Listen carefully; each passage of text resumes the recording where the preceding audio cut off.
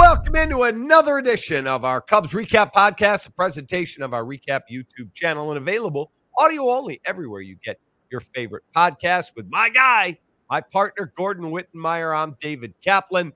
Let's get right into it, Gordon. The Cubs starting pitching since April 19th has a 2.11 ERA. That is the best in all of baseball.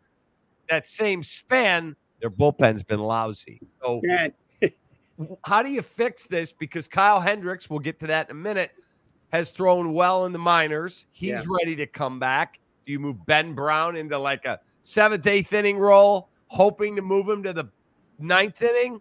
Hector Neris walks too many guys. Where do you want to start? Kyle Hendricks is a great place to start. First of all, if you had told me that rotation would be that good, this deep into the season, I mean, it's only 5-6 weeks in, but if you told me it was that good, I'd have told you that they would have to have one of the top 2 or 3 records in baseball. And we know they got a winning record.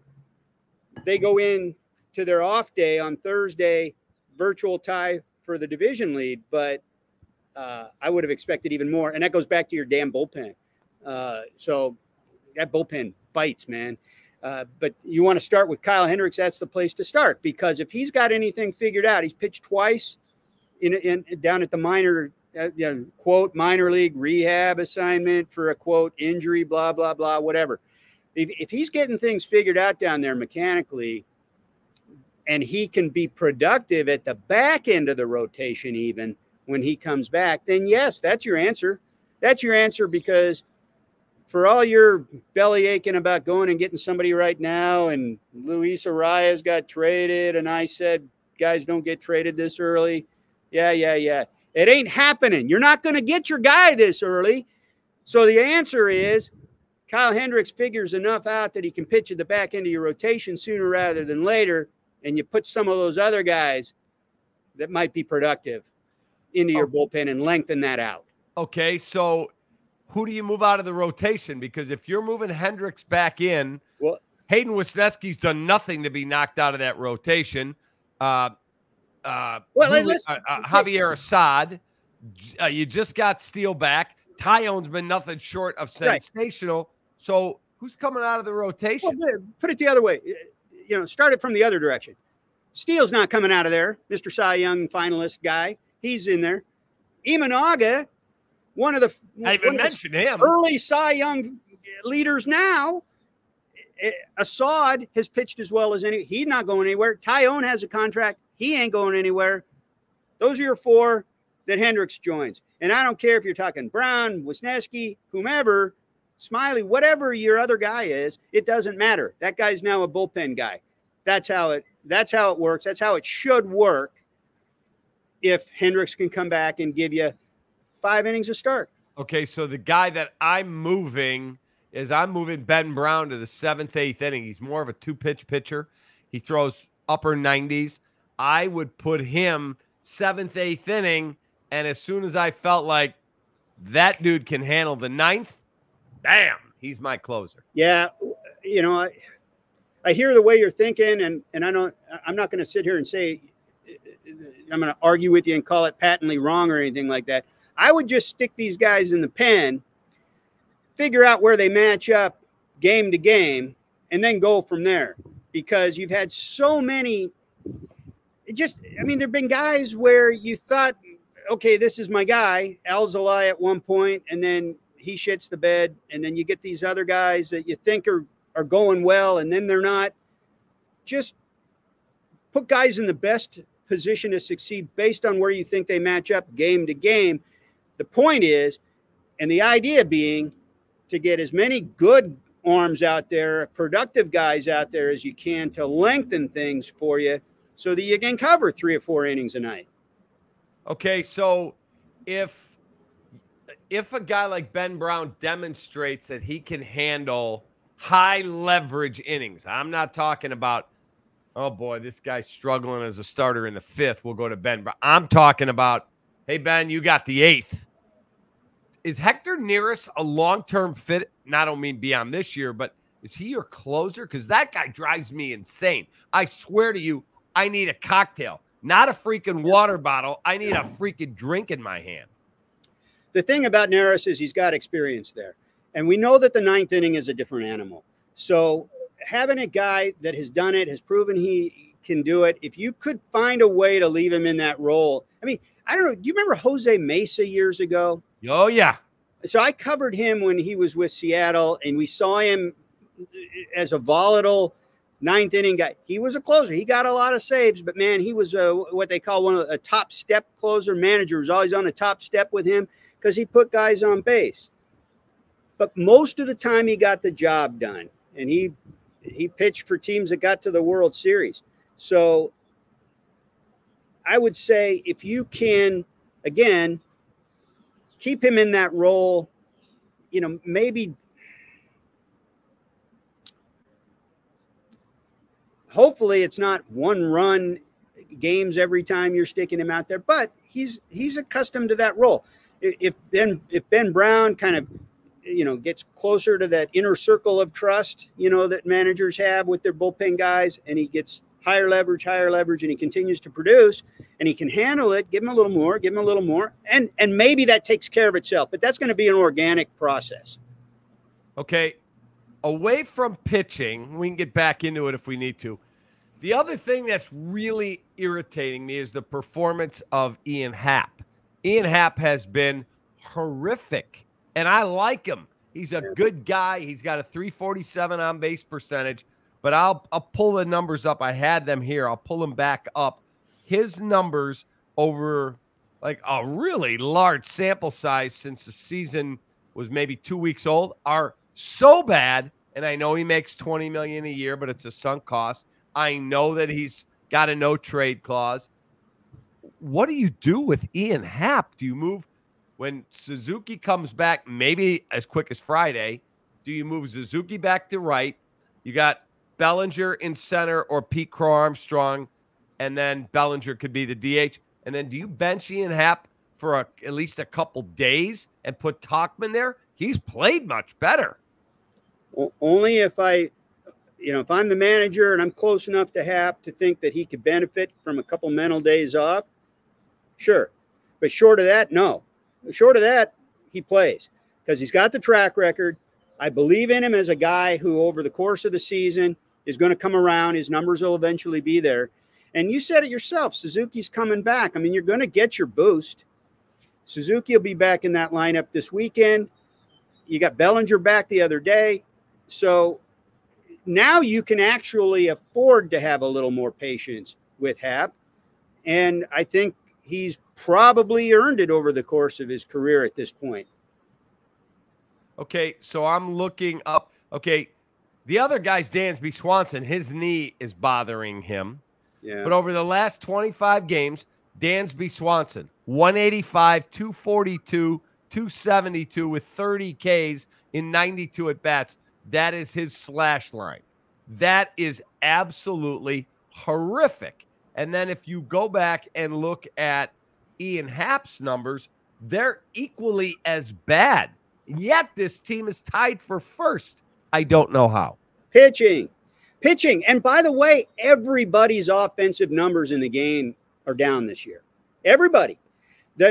As of a week ago or so, and it might even be worse now, the average major league batting average was as low as it's been since 1968, the year before they lowered the mound, the year of the pitcher. That's how bad it's been. You expect that it'll even out at some point, maybe as the weather gets better across the country over the summer. Maybe they've fiddled with the balls again. Who knows? But it's down everywhere. Pitching is king. And right now, as you pointed out, nobody's pitching better in their starting rotation than the Cubs. And I think you ride that wave. Yeah. Now, when it comes to, Ian Happ, as long as he's not hurt, I keep playing him. And now, depending on how bad Dansby's knee is, man, maybe it's time to make some adjustments. Because I worry about, with him as much as anything, I worry about what you're going to get in the field, because I think his value is every bit as much, maybe more so, what he brings you as a Gold Glove shortstop than it is as necessarily a big hitting part of your lineup. So, and we know that Nico can play there really well. So if you need to give him some time for the knee, give him some time. Ian Happ, last 25 games, 169, 295, 225 slash line, 32 Ks and 89 at bats. Yeah, I know that's terrible. But there is a lot of that going around the game today. I'm not going to tell you that's great. I'm not going to tell you that's acceptable. But the guy's a veteran. It's not like this guy's a second-year player that you don't know if that's going to be what he is all year. I have a really hard time believing he's going to be that all year. Do you think he's going to? Do you think that's going to be? I think he'll be better than that. I do. Yeah, there's going to come a point where he's on fire. We've seen that before too. Okay, in terms of third base, Christopher Morel has played better than I thought he would play at third. He has looked better. I know he made a throwing faux pas the other day. He was off balance when he fielded it. He didn't get his feet set, and it skipped by. And it's a one-run game, and the guy gets thrown out trying to go to second for the Padres. I'm like, what are you doing? Ridiculous base running decision. The Cubs make the play. They win the ballgame. Michael Busch hits a walk-off. There's some good things to like about what you're seeing from their young kids. Yeah, I agree with that. Tauchman has come right back and backed up what he had already done. You didn't know if he was going to be a long-term guy or not. Pretty nice player for you. Pete Crow Armstrong, second time around, a little more poise, a little more big league look to him. So you got to like all that. Busch, my God, what can you say about this guy? He's fit right in. So there's a lot to like there. Everything about this team, though, you can nitpick all you want about the guys in slumps, even deep slumps, what you're going to do for this defensive position or that. But this team all goes back to the bullpen, man. This team should be, I counted up at least 4 games that just should have been in the bank wins, if not for the bullpen. Just not even close, like not debatable. Well, like leading 8-0 over the Padres. Right. And in fairness to the bullpen, it was only a 6-run lead when they got it. But nonetheless, to your point, a lot of these, they've blown. I just want to get the number right here because I wrote it down somewhere. I think they've got 8 blown saves. 8 blown saves in 19 save tries, man. I think that's the worst, very close to the worst in a major. So 8 blown saves already, and it's not even May 10th. They should have a comfortable lead in the division. They should, very much so. It should be at least a 3-game lead, 4-game lead in the division right now. Easy. All right. Let me also tell you this. When I watched Dylan Cease go 7 innings of 1 hit, and that was a hit that if he doesn't field it, their infield makes the play. It throws Yan Gomes out, you run faster than him. It makes me insane that the Cubs traded that guy for Jose freaking Quintana. There you go again. Do you realize, I looked this up, he was up in 2019. He made 14 appearances for the Sox. It was 2 years. He was in the big leagues, and this goofy front office, we've got to go get Jose Quintana for 2 of our best prospects. Well, it's worse than that, Cap, because the reason he was part of that deal was they felt they could so afford to trade him because they never projected him as a starter at that point. They projected him as they had already punted on his development as a starter and decided that he was going to be a bullpen piece for them if he was going to be any. The best case scenario for them in their minds was that he might be a closer for them someday. So they thought they were trading a relief prospect, a guy that winds up second in Cy Young voting as a starter a couple of years ago.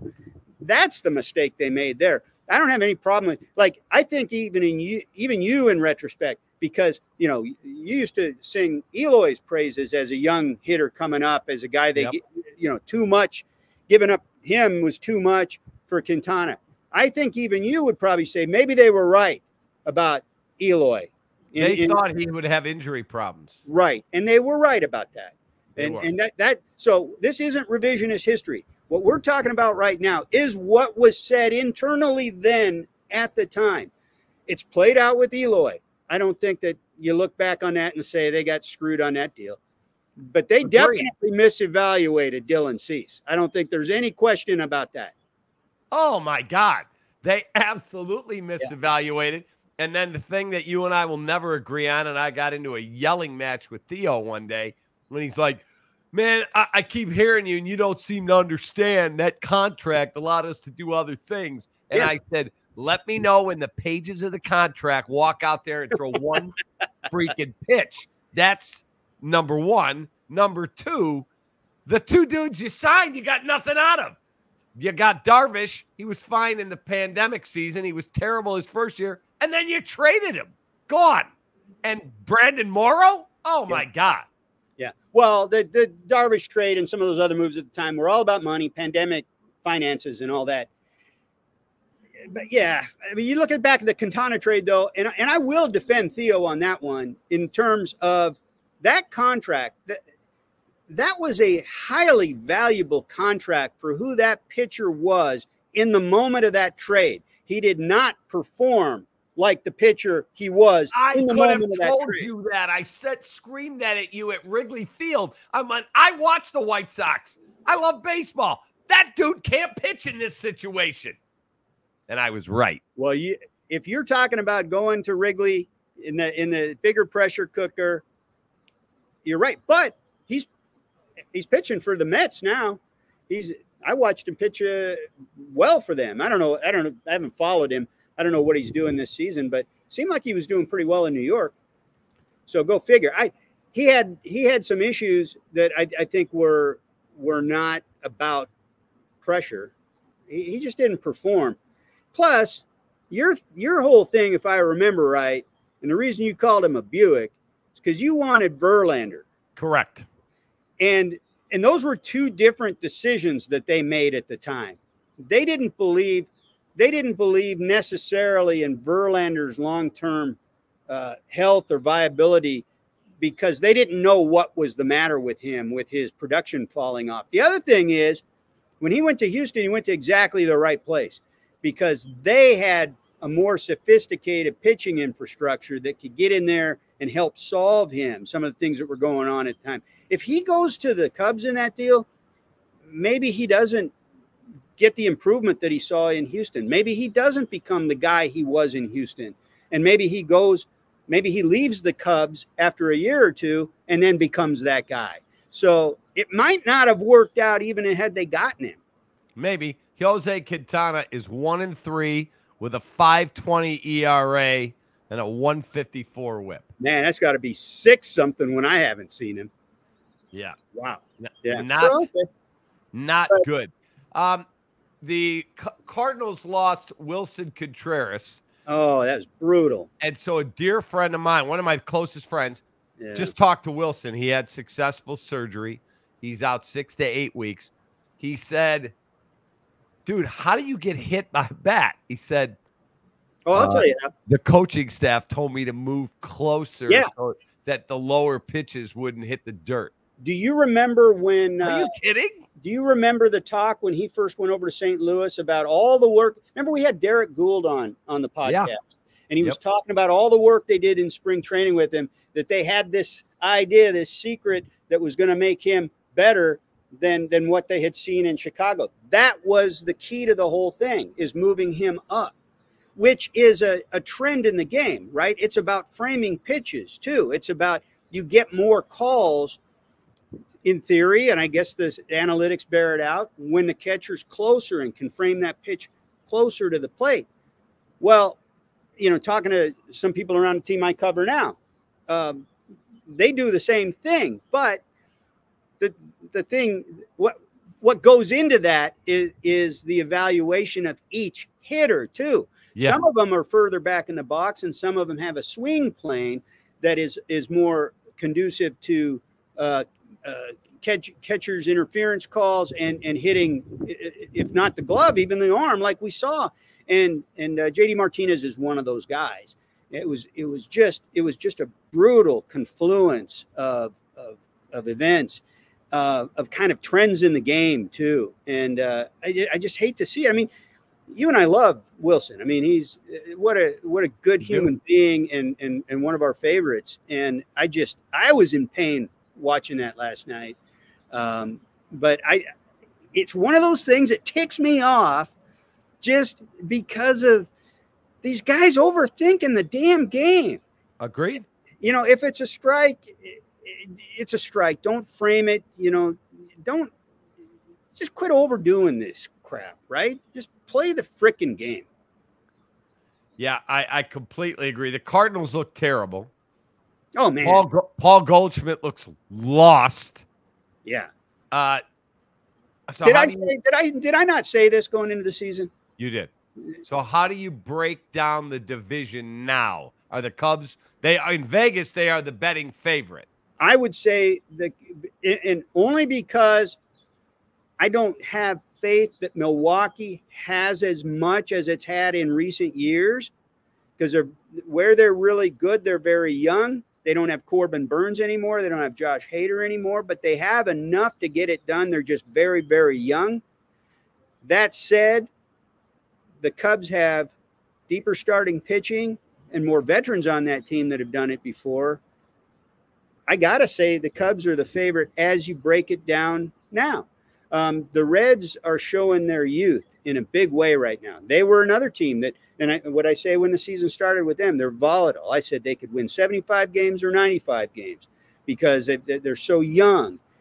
Well, they're in a stretch right now, kind of similar to the Cubs because the divisions tend to kind of follow similar schedules. A lot of the Padres, a lot of the Dodgers, Texas, Arizona.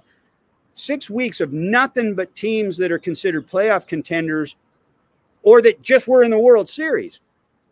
And it hasn't looked pretty. They've lost 8 straight games as we sit here talking right now. And now they go out to the West Coast for 10.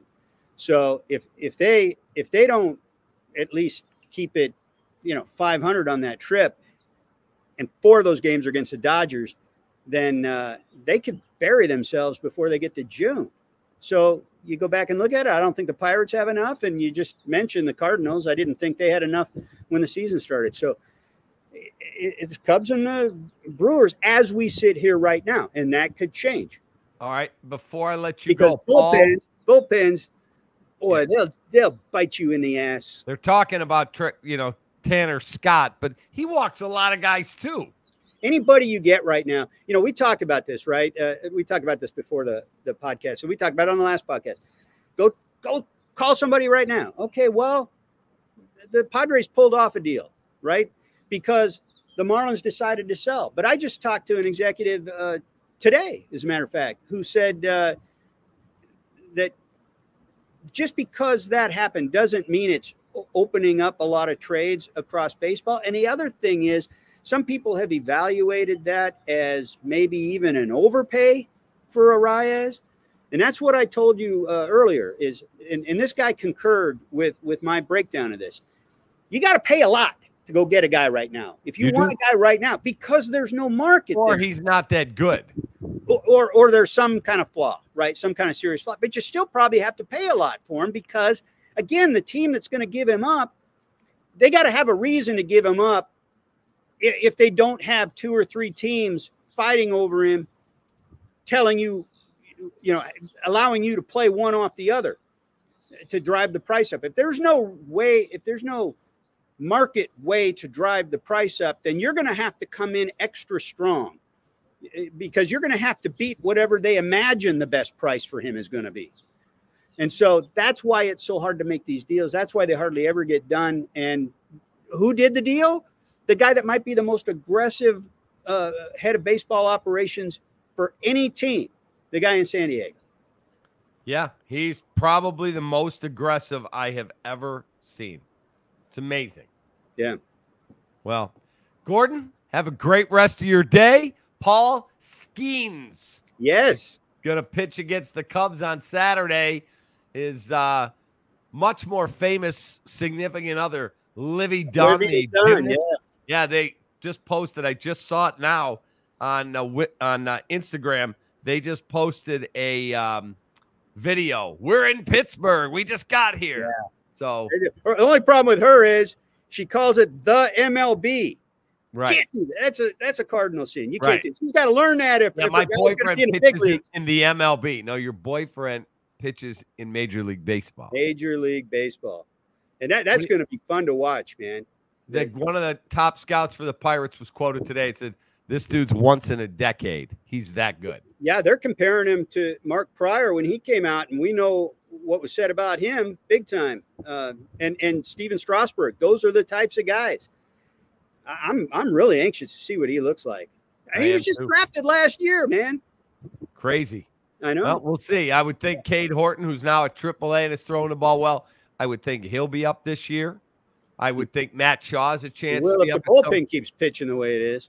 Yeah, but if you could get Cade Horton into your back end in August, late July, that's what Council did with Corbin Burns and Brandon Woodruff. He used them in the pen to acclimate him to the big leagues. David Price pitched in a World Series as a closer, drafted as a bullpen guy, as a weapon for that team. Right. And that was I think for Joe Madden. Yeah, exactly. So, Gordon, have a great rest of your day, man. All right, you too, man. All right. That's my partner. That's the great Gordon Wittenmeyer. That's a wrap for another edition of our Cubs Recap Podcast, a presentation of our Recap YouTube channel. Subscribe, click that little bell. You'll never miss any of our content. You'll get alerts, and you can get it audio only everywhere you get your favorite podcast. Also, go to our website, thecapman.com. Tons of Chasing Greatness merchandise is up there for you. For Gordon, I'm Cap. Have a great rest of your day. Fly the W and take that.